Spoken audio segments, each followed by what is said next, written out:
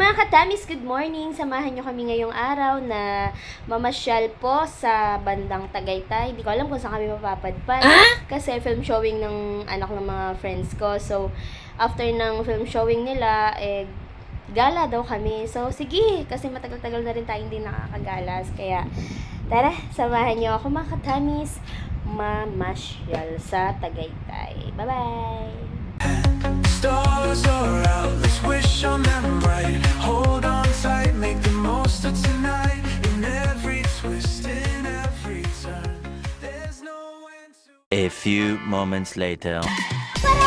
So, ito na nga po at nandito na nga po kami sa Skyranch dito sa park. Hello po! Excited na ang mga bata. Wow, vlog na naman!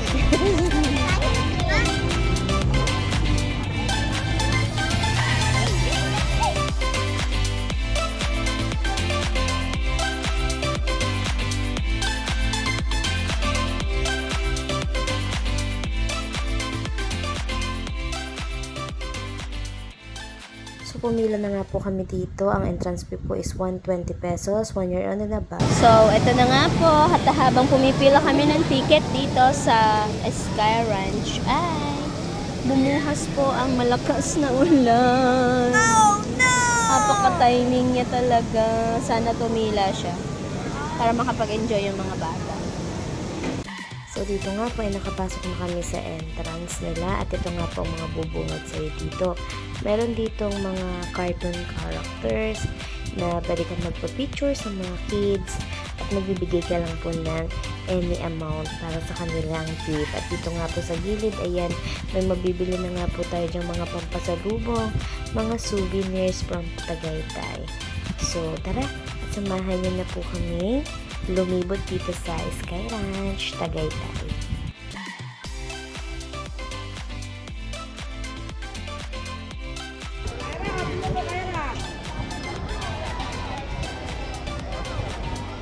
Kung mahilig talaga kayong mag-rides, bukod sa mga tanawin na magaganda talaga na makikita nyo dito sa Tagaytay Sky Ranch, may enjoy nyo yung mga rides dito kasi madami silang mga rides na pwede sa mga matatanda at mga bata.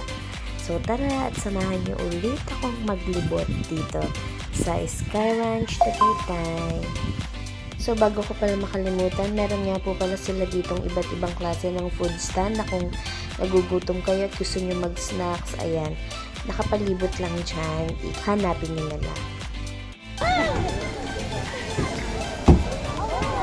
Nehe!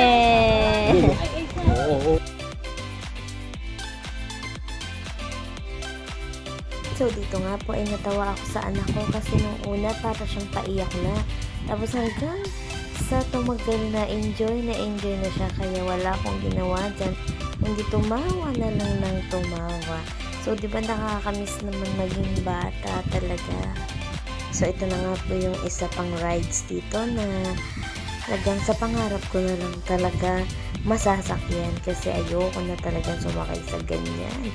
Feeling ko makukuha yung kaluluwa ko sa itaas kapag binagsak na.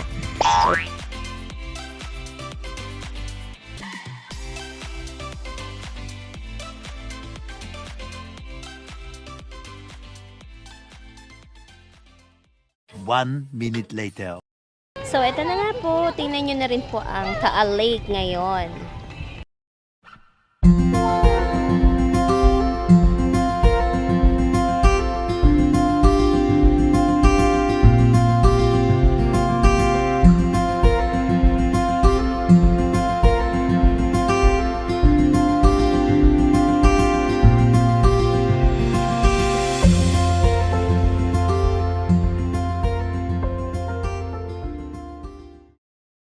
So, ganito na po ang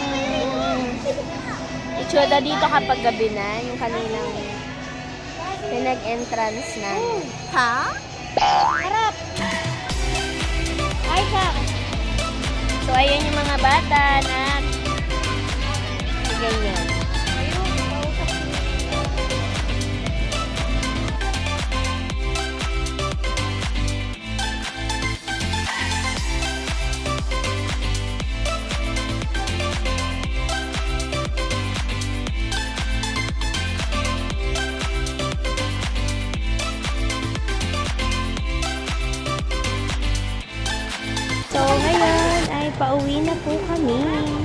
Pero bago kami umuwi, Dito ka sa TV. kakain muna po kami ng dinner. So, tara! Ako, mami. A few moments later. So, dito po kami kakain.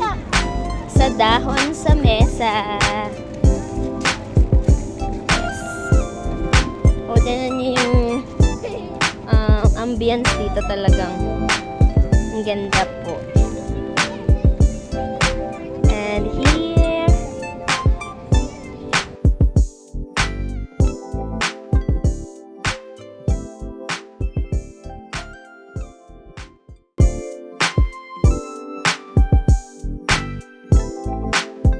And that's all for today's video. Bye!